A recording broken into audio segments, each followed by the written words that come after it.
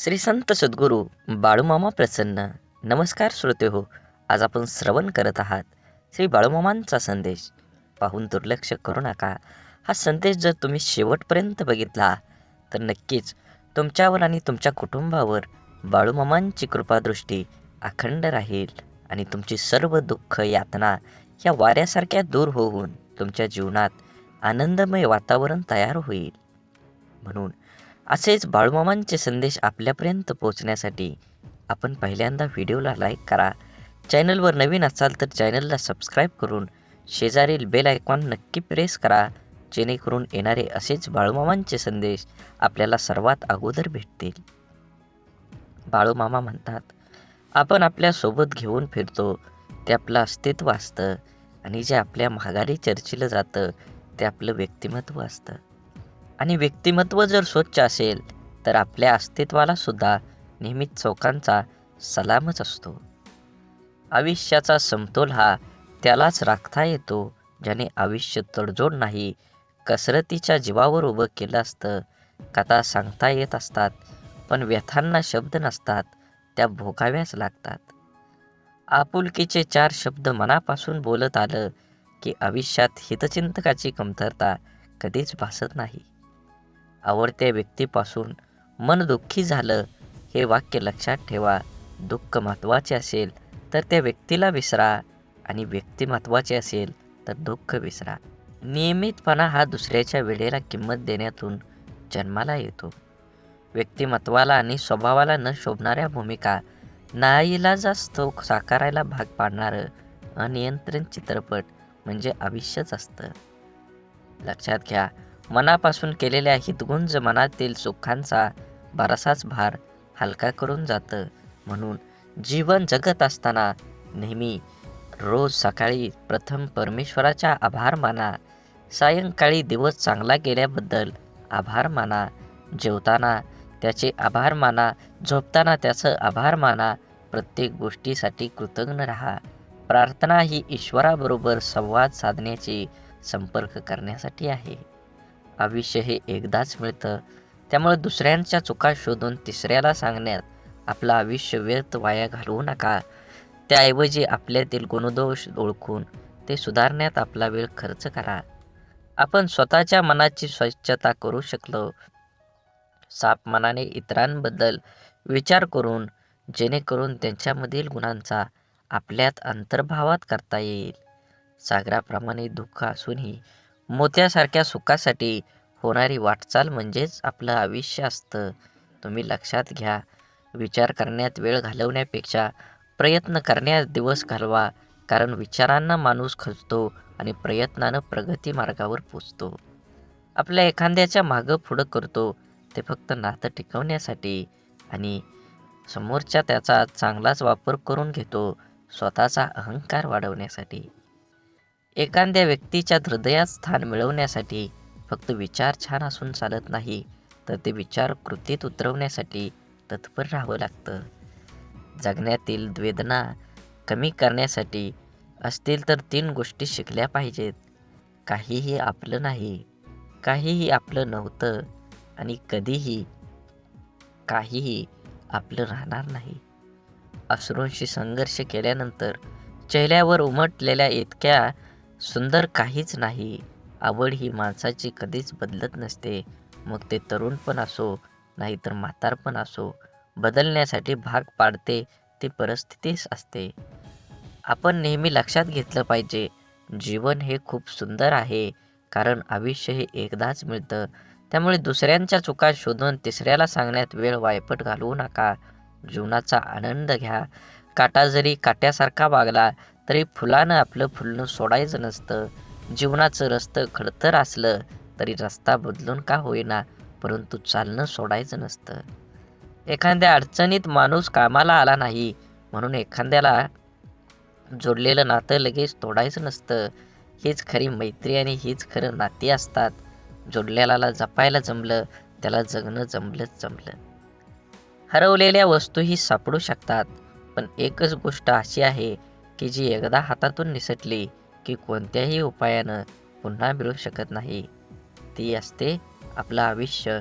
म्हणूनच मनसोक्त जगा, दुरावा कोणतंच नातं संपवत नाही आणि जवळीक कोणतेही नातं घट्ट करत नाही, तर नात्याची घेतलेली काळजी आणि केलेला सन्मान त्यामुळेच नातं अधिक मजबूत होतं आणि टिकतं देखील.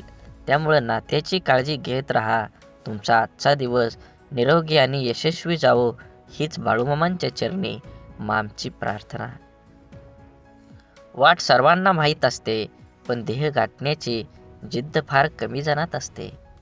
रागात बोललेला एक शब्द एवढा विषारी असतो की प्रेमात बोललेल्या हजारो गोष्टींना एका क्षणात संपवून टाकतो. वादळ निसर्गाचं असो किंवा मनाचं, ते धडकल्याशिवाय राहणार नाही. मनातील कडवटपणाला क्वारंटाईन करून पहा. बरीच नाती व्हेंटिलेटरवर जाण्यासाठी वाचतीलच. शांततेच्या काळात जास्त घाम गाळला तर युद्धाच्या काळात कमी रक्त सांडावं लागतं. जी लोक दुसऱ्यांचं मन दुखवू नये म्हणून नेहमी काळजी घेतात, सतत त्यांचंच मन दुसरी दुखवत असतात. आयुष्यात सर्व काही ठरलेलं असतं, विधिलिखित मांडलेलं असतं. सूर्याच्या कक्षेबाहेर पृथ्वीलाही जाता येत नाही. भल्यासाठीच होतं सारं, कळत असूनही कुणाला लगेच पटत नाही. हे जीवन एक गुपित आहे, इथं सर्व काही लपवावं लागतं. मनात कितीही दुःख असलं तरी जगासमोर नक्कीच हसावं लागतं. म्हणून जीवन जगत असताना तुम्ही नुसतं नाम घ्या, बाकीचं सर्व माझा देव करून घेईल. वेळ प्रसंग येईल तसं वागणे उचित आहे आणि त्याबद्दल मनावर परिणाम होऊ देऊ नये. परमात्म्याच्या चिंतनात मन गुंतले असताना अवांतर गोष्टींचा परिणाम त्यावर होत नाही. जेवढं झेपल तेवढंच करावं, अभ्यास करावा, पण काळजी न करता सर्वस्वी भार भगवंतावर ठेवून निवांत असावे. आपल्या मनाचं स्वस्थ बिघडू न देता आनंदात राहावं. वृत्ती आवरून आवरतच नाही, ती परमात्म्याकडे लावलीच म्हणजे आवरते. राम इच्छेने सर्व चालतं असं लक्षात ठेवावं. संकट आनंद दोन्ही भगवंताला सांगावीत. ज्या परिस्थितीत भगवंताने ठेवले त्या स्थितीत समाधान मानावे. अंतःकरणात सुप्त असलेले भगवंताचे प्रेम जागृत होण्यासाठी काही निमित्त लागतं. तीर्थयात्रा आणि साधुसंतांची भेट हेच ते निमित्त होय. संतांच्या अहंकाराला जिवंत राहताच येणार नाही, कारण परोपकार करायला लावणार पर ठिकाणावर नाही, तर मग दुसऱ्याकरिता मी काही केलं ही भावना व्हायला आधार कुठे राहिला. विषयाच्या लालसेने सत्संग करणं हा खरा सत्गमन नव्हे, तर संत कधीही आपला विषय देतात खरं. एका एकंदरीत विषयाची वीट आणण्यात प्रयत्न करावा. म्हणून जे आहे ते स्वीकारावं. नामस्मरण समजून करावं. समजून म्हणजे राम करता या भावनेतून करून राहावं. म्हणून नक्कीच तुम्ही तुमच्या जीवनात यशस्वी होण्यासाठी आनंदानं जीवन जगलं पाहिजे. समाधानाने जीवन जगलं पाहिजे. तुमच्या रागावर, मनावर, इच्छांवर तुम्ही थोडं तरी बंधन घातलं पाहिजे. कारण ह्या कलियुगात तुम्हाला जर जिंकायचं असेल तर तुम्हाला संयम बाळगला पाहिजे आणि ज्याच्याकडं संयम तोच ह्या कलियुगात यशस्वी होणार आहे. भक्ती म्हणजे नेमकं काय? दिवसातून 2 वेळा पूजा, आठवड्यातून एकदा मंदिरात जाऊन देवाचं दर्शन आणि अमुक एक वारी, उपवास झाली भक्ती. मग इतर बाकी वेळ दुसऱ्यांचा उपहास. पाठीमागे त्यांच्याबद्दल अपशब्द, अहंकार, गर्व आणि अट्टहास ही भक्ती नाही, ही आहे सक्ती. सगळे करतात म्हणून आपण पण करायची सक्ती. भक्तीत शक्ती असावी, सक्ती नसावी. कुंभाराला मग्न होऊन मडक्याला आकार द्यायचं पाहावं. जोपर्यंत मडक्याला हवा तसा आकार मिळत नाही, तोपर्यंत कुंभाराचे हात त्याला आकार देत असतात. ती खरी भक्ती.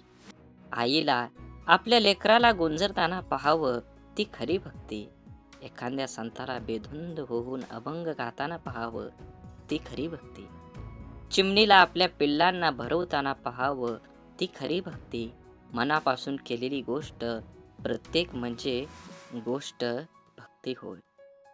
अहो, ज्याने संपूर्ण सृष्टी निर्माण केली त्याला जाऊन माणसं हे काम झालं तर तुला अभिषेक करेन किंवा आणखी एक देणगी देऊन लालूच दाखवतो, त्याला भक्ती नाही म्हणत. भक्ती हा निरपेक्ष, नित्तळ, निर्मल आणि प्रामाणिक भाव आहे. भक्तीच्या सीमा त्या पलीकडल्या आहेत, किंबहुना भक्तीला सीमाच नाही.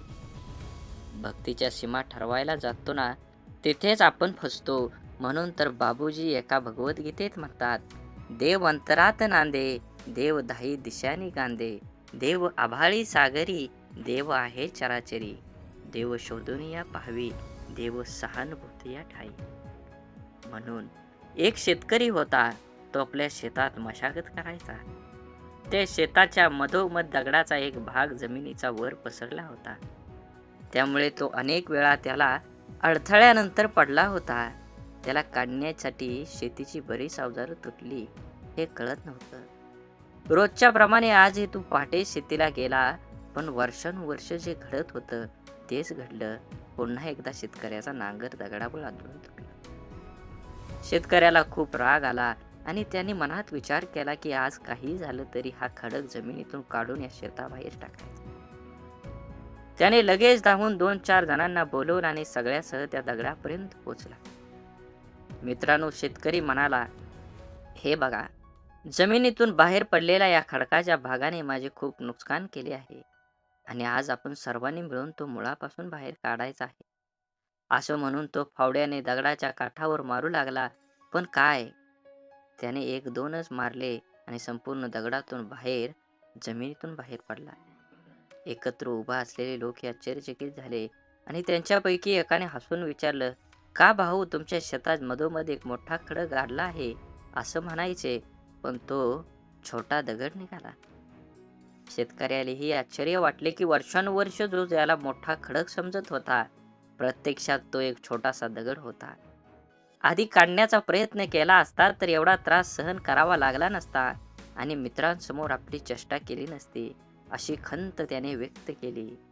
सांगण्याचा हेतू एकच, हाच की शेतकऱ्याप्रमाणे आपणही जीवनातील छोट्या छोट्या अडथळ्यांना अनेकदा मोठे मोठे मानतो आणि त्यांना सामोरं जाण्याऐवजी त्रास सहन करत राहतो. गरज आहे ती वेळ वाया न घालवता त्या संकटांची लढण्याची, आणि जेव्हा आपण हे करतो तेव्हा काही वेळातच खडकासारखी दिसणारी समस्या एका छोट्या दगडासारखी दिसू लागेल, ज्याला आपण सहज ठोकरून पुढे जाऊ शकतो. म्हणून माणसाला मीपणात आजूबाजूच्या सगळ्या गोष्टी विसर पडून जातो. त्याला हे कळत नाही की कुणी जन्माला येताना कुठलंही लेबल लावून जन्माला येत नाही, तर फक्त एक माणूस म्हणून जन्माला येतो आणि मरतानाही एक माणूस म्हणून मरत असतो. तेव्हा आपण जिवंत असताना आपल्यातील माणसांना कधी कधी सोडचिठ्ठी द्यायची नाही, कारण शेवटी तुम्ही एखाद्या पदावरचे अधिकारी किंवा विविध कार्यातील गुणवंत म्हणून कसे आहात यापेक्षा तुम्ही माणूस म्हणून कसे आहात हे जास्त महत्त्वाचं असतं. कारण आपलं ते गुणवंत व्यक्तिमत्व हे आपल्या आयुष्यातील यशांच्या शिखरावर असताना लोकांना भावलेली मुद्रा असते. त्या काळात आपल्या हाती सत्तेची दोर असल्यामुळे सगळेजण आपल्याला मान आदर देत असतात. आपल्याला प्रत्येक गोष्टीला अतिशय युक्तीने दाद दिली जाते. अगदी आपली माकड चाळे सुद्धा लोकांना हनुमंतांच्या सूर्यबिंब गिळगीपर्यंत गेलेल्या झेपेपेक्षा महान वाटत असते. परंतु इतिहासाचे धडे खोकून खोकून सुद्धा आपल्या हे लक्षात येत नाही की सगळा मामला भाटगिरी, हुजेगिरी, चमकेगिरी असते. जसं जगन्नाथाच्या रथाखालून जाणाऱ्या कुत्र्याला सारे लोक मला नमस्कार करतात असं वाटतं, पण रथ डोक्यावर बाजूला होताच पाठीवर काठी बसते आणि सत्याची जाणीव होते. तसंच आपलं होत असतं. तेव्हा या ठराविक कालमर्यादेत मर्याद असणाऱ्या तथाकथित मोठेपणांच्या ओळखीची हाव धरण्यापेक्षा शेवटच्या श्वासापर्यंत साथ देणाऱ्या आपल्या प्रामाणिक माणसाला अंतर कधी द्यायचा नसतो. म्हणून जीवन जगत असताना जीवनाचा आनंद घ्या, किंबहुना तुम्ही तुमच्या जीवनाचा प्रत्येक क्षणाचा आनंद घेतलाच पाहिजे. जीवन खूप सुंदर आहे, जीवनाला एक वळण दिलं पाहिजे. बोला बोला, बाळूमामांच्या नावानं चांग भलं, झाडे लावा, झाडे जगवा, माती वाचवा, पाणी वाचवा, सेव्ह अर्थ. आणि मनात मामांबद्दल आणि देवाबद्दल भाव असेल तर नक्कीच चॅनलला सबस्क्राईब करून व्हिडिओला लाईक करा आणि कमेंटमध्ये बाळूमामा प्रसन्न लिहायला विसरू नका. धन्यवाद.